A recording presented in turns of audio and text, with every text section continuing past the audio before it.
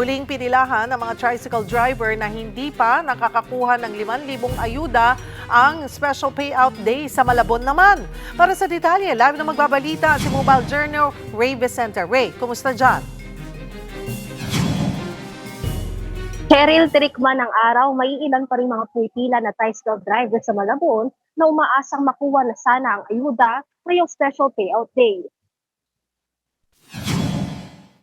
Marami sa kanila ang tiniis pumila simula pa alas 6 ng umaga para lang daw makuha na ang ilang linggong inaantay na 5,000 ayuda.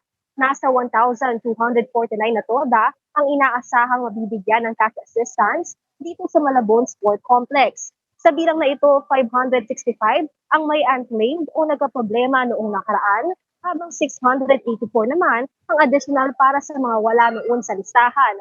Para naman sa presidente ng Federation ng TODA sa District 1 ng Malabon, hindi raw sapat ang 5,000 piso. Kaya umaasa sana siya na giginhawa na ang sitwasyon kung magpapatuloy ang rollback. Isa naman si Fernando sa pangalawang beses nang bumalik dito matapos hindi mabigyan noong unang bigayan ng payout. May kaparehas daw kasi siya ng buong pangalan.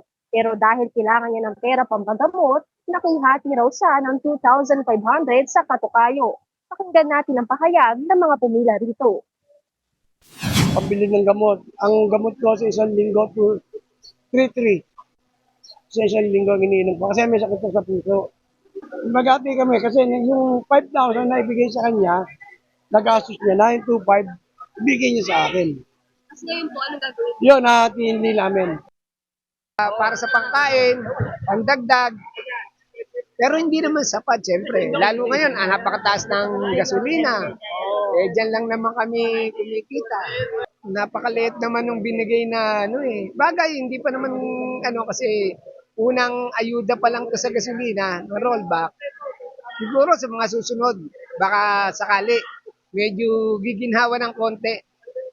Lalo ngayon, siyempre, may kalaban ba kami sa pamamasada o yung mga e-trike. Cheryl, nagdagdag nga muli ang DSWD na isa pang araw na special payout para sa mga jeepney at tricycle drivers na gaganapin ngayong Biyernes. Pero dito sa Malabon, merong iilan pa rin nagkakaproblema sa kanilang pangalan at address. Kaya naman ayon sa City Social Welfare and Development ng Malabon ay i-encode na nila ang lahat ng pangalan para sa next schedule na special payout dito. Cheryl?